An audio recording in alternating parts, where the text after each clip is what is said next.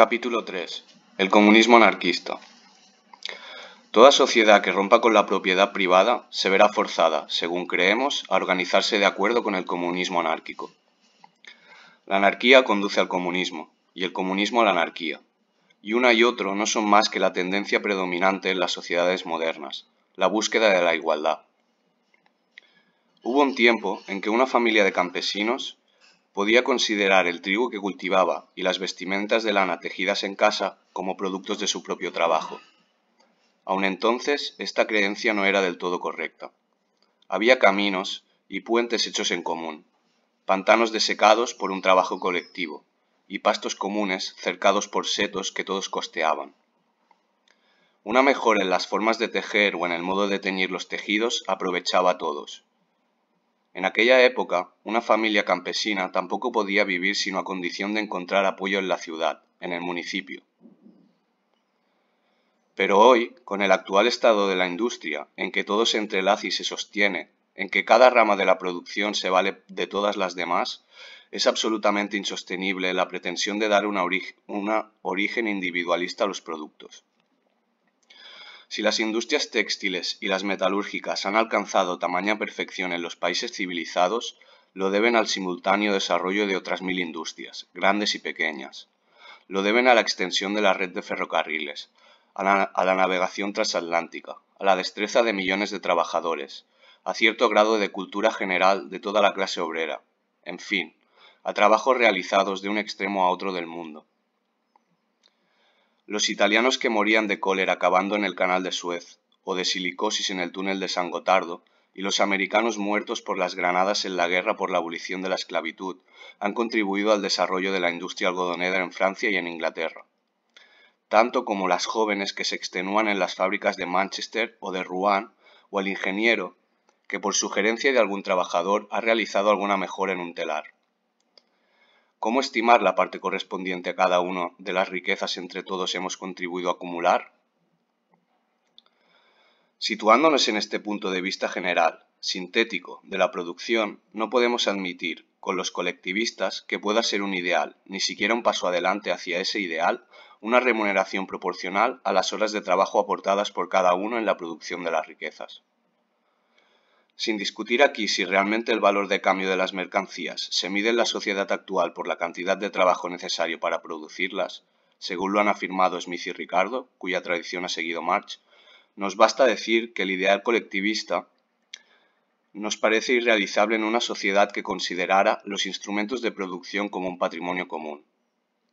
Basada en este principio, se vería obligada a abandonar en el acto cualquier forma de salario. Estamos convencidos de que el individualismo mitigado del sistema colectivista no podría existir junto con el comunismo parcial de la posesión colectiva del suelo y de los instrumentos de trabajo. Una nueva forma de posesión requiere una nueva forma de retribución. Una nueva forma de producción no podría mantener antiguas formas de consumo, como tampoco podría moldarse a formas antiguas de organización política. El salariado ha nacido de la apropiación personal del suelo y de los instrumentos para la producción por parte de algunos. Era la condición necesaria para el desarrollo de la producción capitalista. Morirá con ella, aunque se trate de disfrazarla bajo la forma de bonos de trabajo. La posesión común de los instrumentos de trabajo traerá consigo necesariamente el disfrute en común de los frutos de la labor común. Sostenemos no solo que es deseable el comunismo, sino que hasta las actuales sociedades, fundadas en el individualismo, se ven obligadas de continuo a caminar hacia él. El desarrollo del individualismo durante los 3 últimos siglos se explica sobre todo por los esfuerzos del hombre que quiso prevenirse contra los poderes del capital y del Estado. Creyó por un momento, y así lo han predicado los que formulaban su pensamiento por él, que podía libertarse por completo del Estado y de la sociedad. Mediante el dinero, se decía, puedo comprar todo lo que necesito. Pero el individuo ha tomado un camino equivocado, y la historia moderna lo conduce a reconocer que, sin el concurso de todos, no puede nada, aun teniendo su caja fuerte llena de oro. En efecto, junto con esa corriente individualista, vemos en toda la historia moderna, por una parte, la tendencia a a conservar todo lo que resta del comunismo parcial de la antigüedad, y por otra a restablecer el principio comunista en las 1001 manifestaciones de la vida. En cuanto los municipios del siglo X, XII y XIII consiguieron emanciparse del señor laico o religioso, dieron inmediatamente gran extensión al trabajo en común, al consumo en común. La ciudad, no los particulares, era la que fletaba buques y despachaba caravanas para el comercio lejano. Los beneficios así obtenidos eran para todos, y no para determinados individuos. De esta manera también se compraban las provisiones para sus habitantes.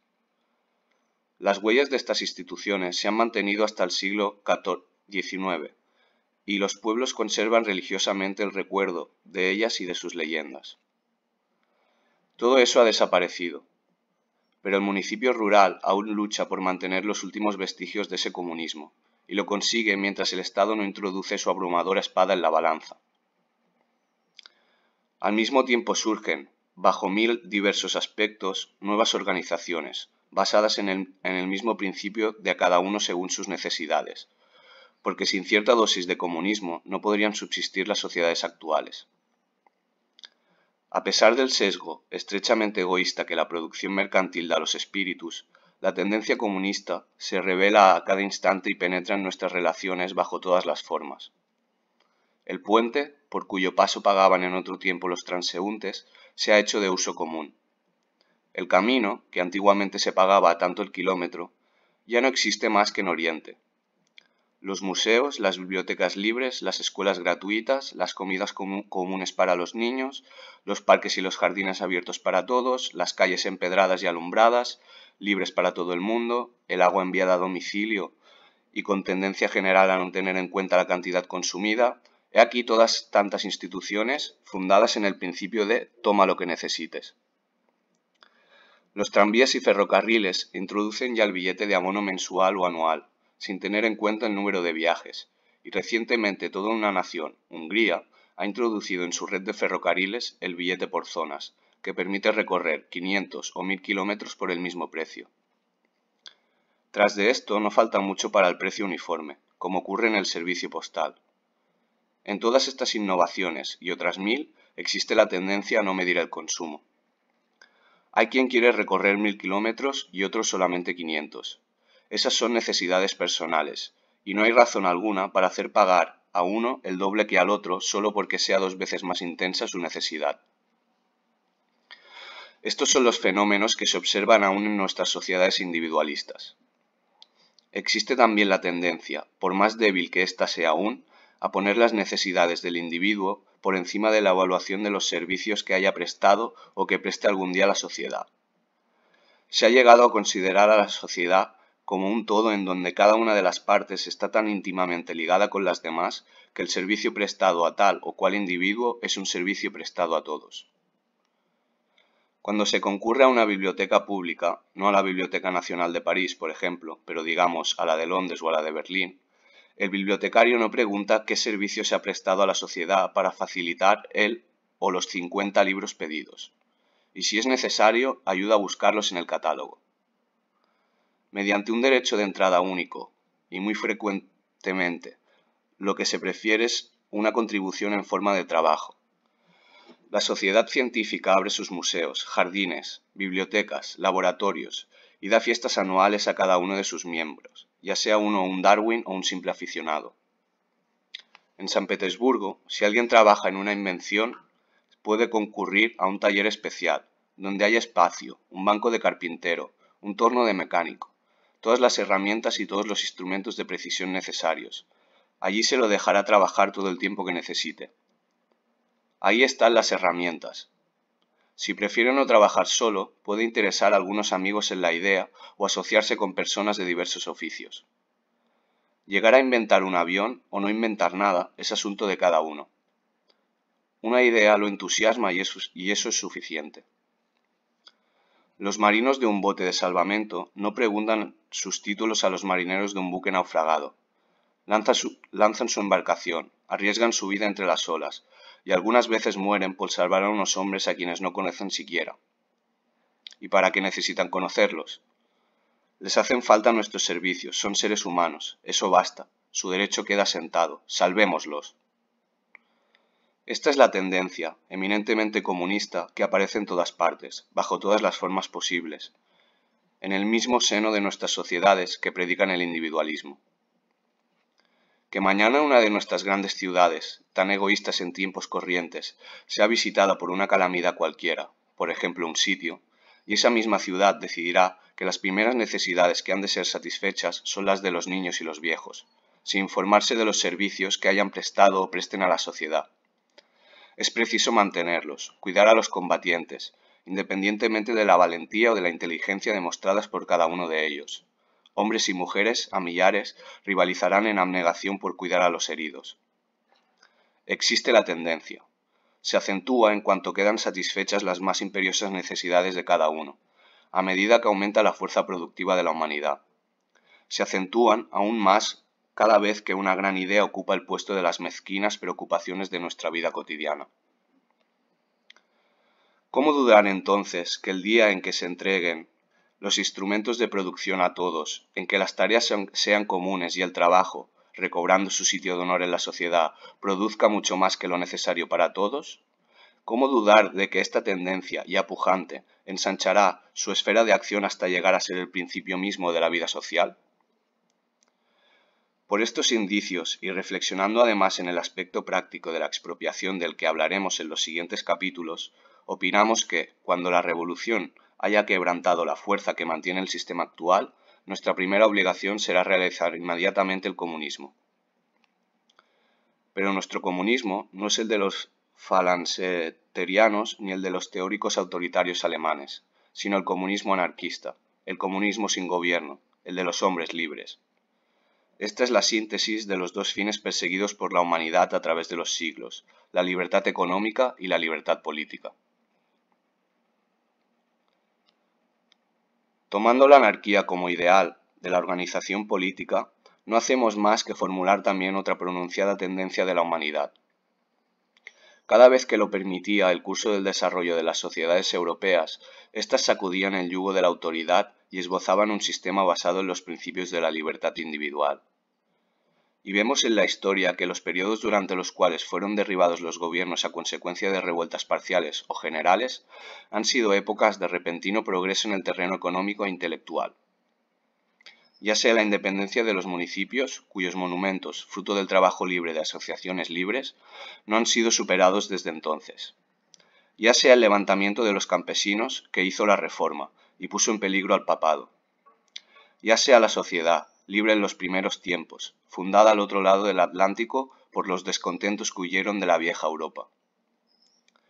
Y si observamos el desarrollo presente de las naciones civilizadas, vemos un movimiento cada vez más acentuado en pro de limitar la esfera de acción del gobierno y dejar cada vez mayor libertad al individuo.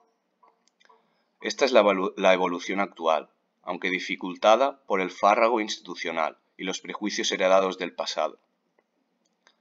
Lo mismo que toda evolución, no espera más que la revolución para barrer las viejas ruinas que le sirven de obstáculo y tomar libre vuelo en la sociedad renovada.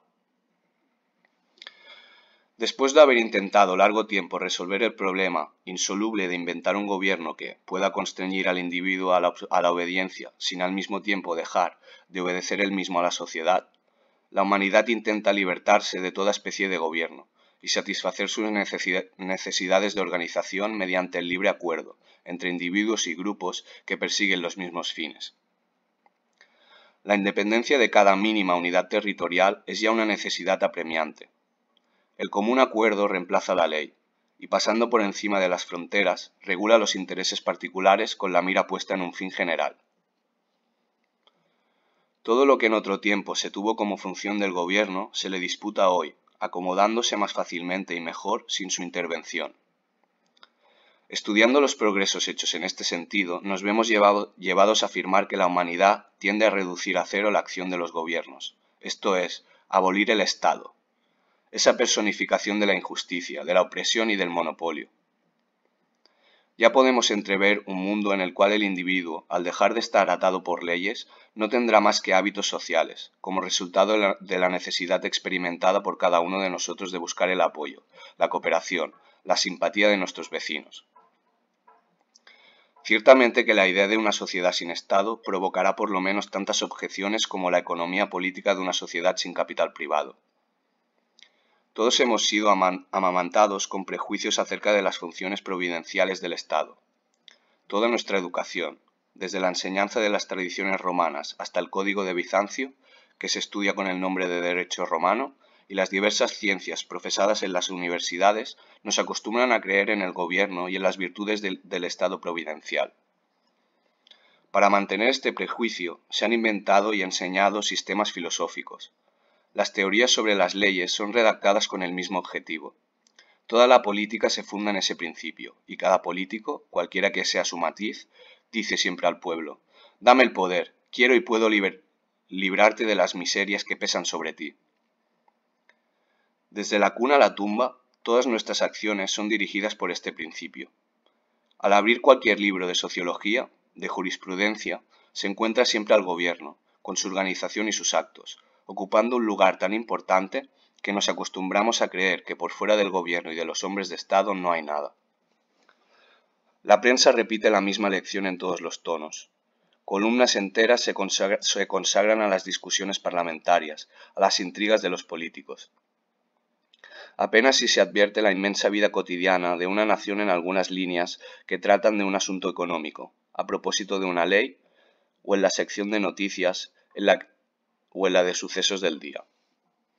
Y cuando se leen esos periódicos, en lo que menos se piensa es en el inmenso número de seres humanos que nacen y mueren, trabajan y consumen, conocen los dolores, piensan y crean, más allá de esos personajes molestos, a quienes se glorifica hasta el punto de que sus sombras, agrandadas por nuestra ignorancia, cubren y ocultan la humanidad.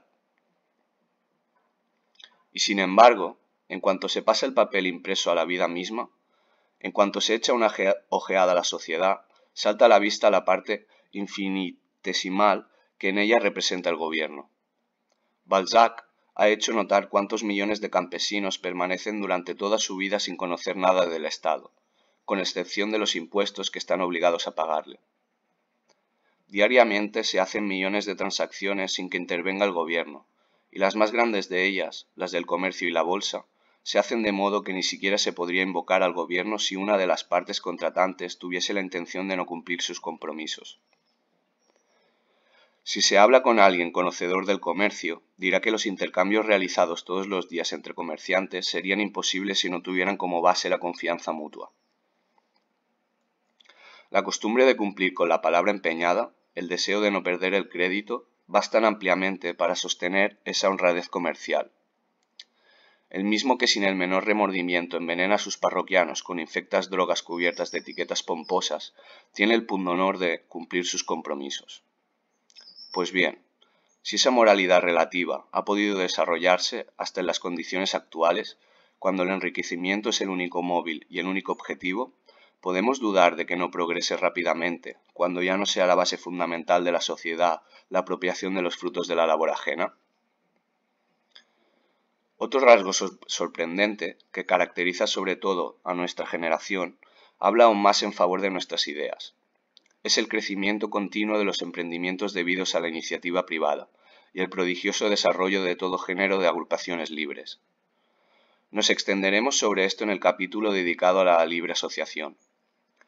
Basta decir aquí que estos hechos son innumerables y tan habituales que forman la esencia de la segunda mitad de este siglo, aun cuando los que escriben sobre socialismo y política los ignoran, prefiriendo hablarnos siempre de las funciones del gobierno.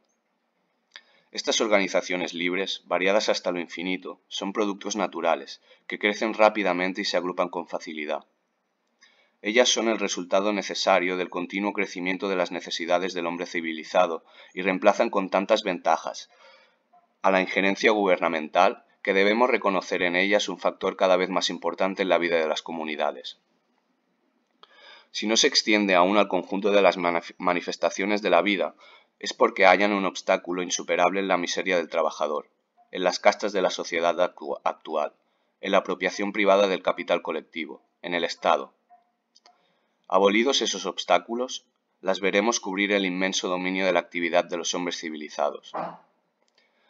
La historia de los últimos 50 años es una prueba viviente de la impotencia del gobierno representativo para desempeñar las funciones con las que se le había querido revestir. Algún día se citará al siglo XIX como la época en la que abortó el parlamentarismo. Esta impotencia es tan evidente para todos, son tan palpables las faltas del parlamentarismo y los vicios fundamentales del principio representativo, que los pocos pensadores que han hecho la crítica de este sistema, John Stuart Mill, Leverdice, no han tenido más que traducir el descontento popular. En efecto, no se entiende que es absurdo elegir a algunos hombres y decirles, aunque ninguno de ustedes las conozcan, hágannos leyes para todas las circunstancias de nuestra vida. Se empieza a entender que gobierno de las mayorías quiere decir abandono de todos los asuntos del país a los que constituyen las mayorías, es decir, a los sapos del pantano, en la Cámara de Diputados y en los comicios, en una palabra, a los que no tienen opinión. La humanidad busca y ya encuentra nuevas salidas. La Unión Postal Internacional, las uniones de ferrocarriles, las sociedades científicas dan el ejemplo de soluciones halladas por el libre acuerdo, en vez de por la ley. Hoy, cuando grupos diseminados por el mundo quieren llegar a organizarse para un fin cualquiera, no nombran un Parlamento Internacional de Diputados que se encargue de todo y a quienes le dice, voten leyes que nosotros las obedeceremos. Cuando estos grupos no pueden entenderse directamente o por correspondencia, envían delegados, que conocen la cuestión especial que se va a tratar, diciéndoles, hay que ponerse de acuerdo acerca de tal asunto. Cuando lo hagan, no vuelvan con una ley en el bolsillo, sino con una propuesta, que podremos aceptar o no. Así es como obran las grandes sociedades industriales y científicas, las numerosas asociaciones de todas clases que existen en Europa y en los Estados Unidos. Y así deberá obrar la sociedad liberada. Para realizar la expropiación, le será absolutamente imposible organizarse bajo el principio de la representación parlamentaria. Una sociedad fundada en la servidumbre podía conformarse con la monarquía absoluta. Una sociedad basada en el salario y en la explotación de las masas por los detentores del capital se adecuó al parlamentarismo. Pero una sociedad libre, que recobre su patrimonio colectivo, tendrá que buscar un libre agrupamiento, y en la libre federación de los grupos una nueva organización apropiada a la nueva fase económica de la historia. A cada fase económica responde una fase política. Será imposible eliminar la propiedad sin encontrar al mismo tiempo un nuevo modo de vida política.